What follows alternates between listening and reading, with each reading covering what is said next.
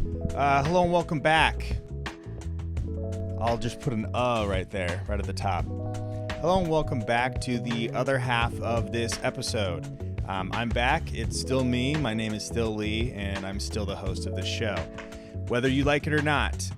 So, forging forward, I'm joined today by a very special guest. He's the artistic director of the United Theater. He is an artist in his own right, a writer and director. He's a podcaster. He's a guy with glasses and curly hair, and he's joining me here today in the micro cinema, Mr. Tony Nunes. Hello, Tony. I'm just keeping with your theme. Yeah. Starting off with get one there. Yes. Yeah.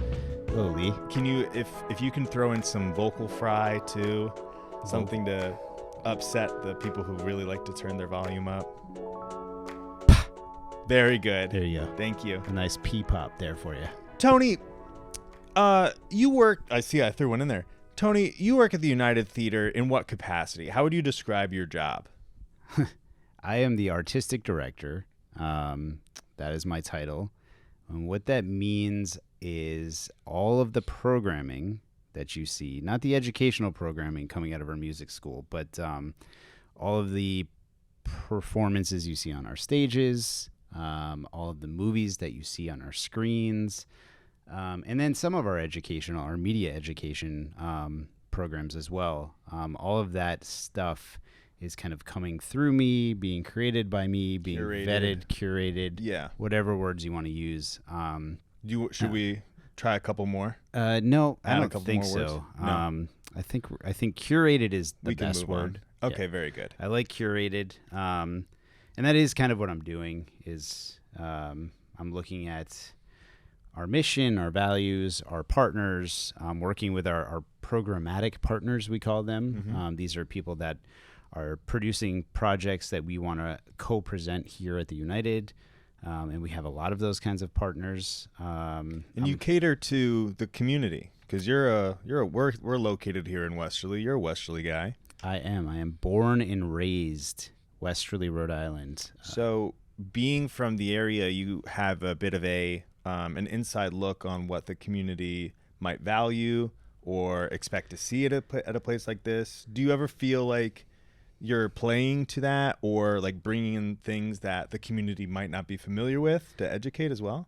I think it's more of the latter. I think growing up in this community and knowing this community, I think I know what's been around Westerly forever, and more so I know what hasn't been around. I think, a diversity of programming is kind of mythical Christian. It is, mythical Christian. Yeah. Critical mission. Uh-huh. It's part of our mission here to introduce audiences to new things, challenge audiences, challenge expectations. I think, sure, a piece of what we're doing is just straight up entertainment, and that's fun, and it should be. But I think a greater part of that mission is to find things. Like a lot of the art house films we show, we show a lot of foreign films. We have Broker playing right now, this great South Korean film. Directed by a Japanese director. Yeah. Multicultural, Multicultural. I think the key there is finding things that are maybe not the expected in Westerly, in Westerly, Rhode Island, where, these are things that you would find in New York or Boston, maybe even Providence, not Westerly.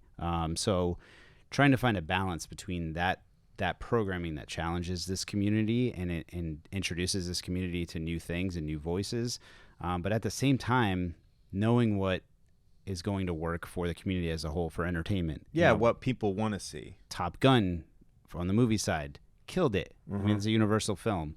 80 for Brady. 80 for Brady is bringing in an older crowd, and that's the other thing is finding a balance between things that attract the older crowd, the younger crowd, and then even children's programming. There has not been much. We haven't done much ourselves, and we're about to change that and do more and more children's programming. We have great partnerships with people like the Westerly Library, and we're creating new programs in that kind of world. Mm-hmm. But I think Westerly is a great community. I've loved living here forever. You went to... I went to URI. Uh-huh. So I did not leave this community very much. Too strong. The roots dig too deep. So strong. Yeah, I went to URI. I was a major in journalism at the time, but I took so many film classes, and I really wanted to be, at that time, I wanted to be the next Steven Spielberg. You know, I was... Yeah, what do you think? So you've written, you've directed, you've been in that world as well. Would you say, what would you say your influences are when it comes to your artistic style? And then how does that then inform your programming? Yeah, I mean... And then... I'm just kidding. Oh, man. I think when I was a kid, and then even when I went to college, I had this idea and notion of wanting to be a film director. And I love writing as well. I kind of got more into the writing world, screenwriting. I wrote for a lot of entertainment magazines like Fangoria, and I've written things in IndieWire and all of these different places. So I really liked writing about film, and I realized... I had no idea what I really wanted to do. I ended up majoring in film from URI because they switched to a film major while I was there, and I had so many classes that I was like, oh, this is amazing. I can graduate. And I was one of the first graduates of the film media program from URI, which is fantastic. Yeah. But I thought I wanted to direct. That was my dream. That was my passion. I did it on a very indie level. Sure, but still. But I did it. Yeah. And I got it out of my system, and I was good. Get that out of your system. I did. And I was like, man, I don't like directing. Stomp those dreams out. I stomped them out. They died. My soul died a little bit. Excellent. No, I pivoted, and I was like, writing is where it's at for me. And I really like writing. So, flash forward here now, 20-something years later, I was able to somehow create this trajectory and path that led me here. I'm not making film. I mean, I am still writing. I still do side projects, and I have things in the works. But what I like is the curation. Do we get piece. exclusive? Do we get a little? You don't. Is there an exclusive? No, I'm you not. You heard it here first. We're gonna hear Tony's new movie coming out here soon. Do you have a date? You're in pre-production? No. In pre-pro? Pre. But you got pro. Yeah, it's it's working. Add 5 more pre's. Very good. No, I mean, here though, curation-wise, yes, it's a lot of fun to be able to look at. I mean, watching film theory, all of that. Those are my favorite classes. Just right up there with production in college. I loved watching films, talking about films. Doing criticisms of films. So not just taking them in, but also trying to understand, breaking them up, breaking them apart. You're seeing. Sure. Exactly. So I think here on the curation side, I love to bring our films from filmmakers that I really admire myself. I said Steven Spielberg was a big influence. He was. And I've always enjoyed the balance between the spectacle and the art that Steven Spielberg is pretty good at. He can make a movie like Fabelmans, which is this brilliant, beautiful film, one of the best of last year. But then, I mean, the guy's made Jaws, Jurassic Park, all of these amazing movies that kind of entertain at a level that most films... Indiana Jones, too, yeah? Yeah, that one's... I'm just kidding. Yeah, exactly. But that's the point. And I think that's the fun thing here, is to bring a balance of that, especially to the film side of things. And then, this shirt that I'm wearing right now is our Neighborhood Watch shirt. This is our in-house Can we get a close-up? Can we get a close-up of that? Yeah, see, I mean, it's... Buy the merch. Come to the United. These are for sale. Yeah. But this is our in-house film club, Neighborhood Watch, and we've been able to curate, and we're building it, over and over again. This community of people who love film just as much as I do, and that's been really fun to see blossom and build out, and it continues to every week. Yeah, we're really lucky that there are some people in this community that have been coming out of the woodwork to see some of these films that we've shown, and definitely keep posted, or keep your eyes open. Yeah, keep your eyes peeled for movies. We have movies. That's our tagline. Yeah, that's our mission as well. Yeah, United Theater. We have the movies. Yeah, it's like Arby's, but it's for movies. It's a direct lift from FX. Sure. We have them. It's not. It's I was the thinking United. Arby's. We have the beef, but we have movies. No, We'll need a deep voice gentleman to. we have the movies. We have the movies. All right. Can you give it to direct to camera? We have the movies. That's gonna crush on socials. It's gonna do well. So you're a writer, you're a director, you're an artistic director here at the United, but you're also a podcaster I am a podcaster from previous time and from now previous too. time. Yeah, From the before times. from the way before times. The land before time. Mm-hmm. A We- movie. That is a movie. Yeah, very good. Thank you. I started podcasting, I think back in 2014, maybe. I was a writer for Geek Dad, which is a blog that was started by Wired Magazine. It was a parenting blog for parents, What kind of parents? geeky parents. Oh, sure. Yeah, so parents who are teaching their kids through gaming and media and, superheroes and, finding values in geek culture and then expelling that onto our children. And I started a podcast network there because they had not done anything in podcasting, the Geek Dad Podcast Network in 2014. 2004. This is like That's before prime podcasts podcast. were Yeah. really hit their stride. So, I mean, I created a podcast called Hey You Geeks. Can I ask you a question about that? Is that a Goonies reference? Yes. It sure is. And if Okay. you listen to our theme song, which ironically, that theme song was created by Patrick Kirker of Westerly and Mr. Tom Foley back in 2014. Tom Foley now is our music school director here at the United, longtime friend. But that podcast went on, God, I think we have 400 hours of content out there. And then we created when Disney bought Star Wars around that time, we created a sub show for a year called Dadawan on that Geek Dad network, where we talked about Star Wars in particular. That one was actually nominated for a Star Wars Podcast Award, which is the most niche award category I've ever heard in my entire life. Definitely that I've heard of, for sure. But we lost. I mean, it's an honor just to be nominated. I guess I was very bummed, but it's okay. I'd be too. I'm getting over it. You've been chasing that high ever since. Yeah, it's been like 10 years. And you have a project that you're working on now, a podcast project as well. Is that true? Yeah, I mean, What do you say the allegations that you're working on a podcast right now? You mean the podcast that I'm doing here at the United Theater? Yes, sir. Called Box Office Culture. Excuse me. Which is... Do you have another podcast? I do actually have another podcast that you're doing right now? That I'm not doing, but it's in pre-production. So this is an exclusive. Yes, and this is I told you, listener. Yeah, this is a side project which I'm not going to get into right now. This is pretty devastating because you're telling me this for the first time on air. It's a big project, but whether it happens or not, we'll see.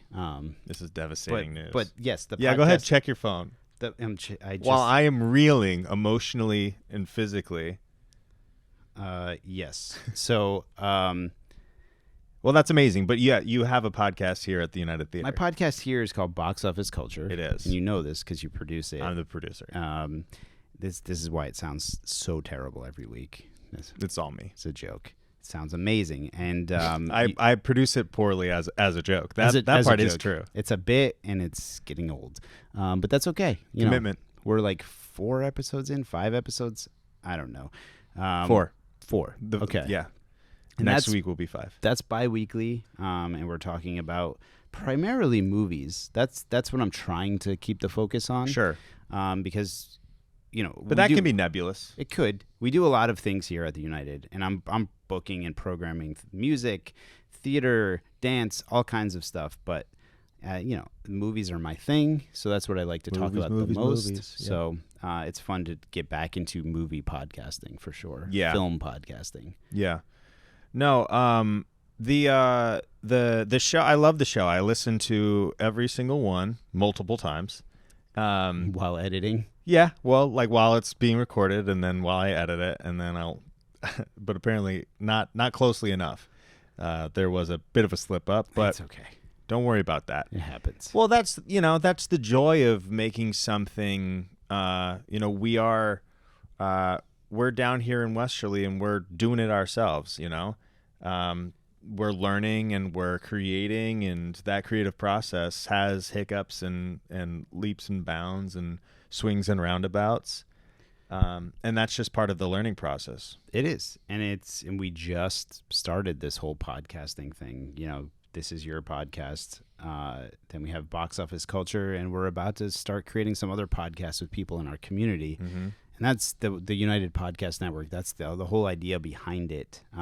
We're also going to relaunch our podcast education program, which is a class we piloted last year.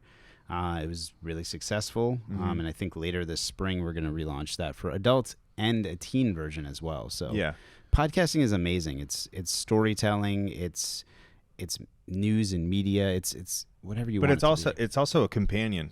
I've found that sometimes, like, you can be wherever you are emotionally, but if you have like this anchor point of these people who you listen to weekly on an episode of whatever podcast you're listening to, it can be comforting, because these are like, it's a parasocial relationship, but it's something that's constant and it's normal and it's recognizable, and it's, it feels good. Like Conan Needs a Friend is a podcast I listen to every week. Conan O'Brien's podcast, and I wish I was buddies.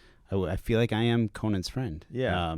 Because, and of course you're not, and you're a weirdo if you think you are. I know. But as long as you, but he's with me on my commute. Every week.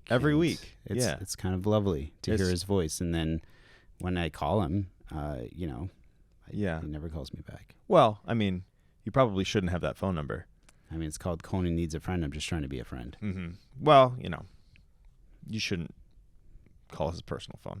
Well, I listen to a podcast every week that the hosts watch the Fast and the Furious movies backwards. And they watch it. The number of times they watch it is defined by the place chronologically that they have in the series. So they watch Fast 9 times, Fate of the Furious 8 times, Fast Furious 6 times, etc., etc. It's not real. It is real. It's called The Worst Idea of All Time. Yep. Is it? Yeah. That's kind of a yeah. Wow.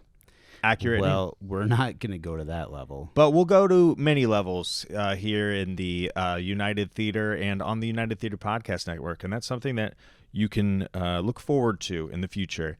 And what I can look forward to in the future is no longer having you on this show. So thank you so much for joining us, Tony. Harsh. Jeez. No, but for real, thanks for joining me. I appreciated this, taking the time. Glad to join you, and I'm sure I'll be back. Yeah, for sure. Do you? I'm sure you want to plug your show, Box Office Culture. I would like to plug the United Theater. Yes. We have the movies. Uh-huh. But also, yes, Box Office Culture. Every couple of weeks, check it out. It's a great time. And that drops on Thursdays. Yep, next Thursday, our next episode will drop. And I think it's going to be a blast from my past. Yeah. I think I'm going to bring on my former podcast host from Geek Dad. And we're going to talk about kind of a state of the union on geek culture and geek cinema today. 10 years after we started. Well, so. I mean, it's a good time to do it with Ant-Man coming out this week. Ant-Man, which I read a review. It said Marvel's Star Wars. We'll see. Yeah, you didn't read the article though, right? I don't read articles. No, it takes too much time. No, just hot takes. Yeah, for sure. Headlines only. Thanks so much for watching, and thanks so much for listening. Thank you, Tony, for joining us. Thank you, Lee. And we're gonna get out of here. Bye.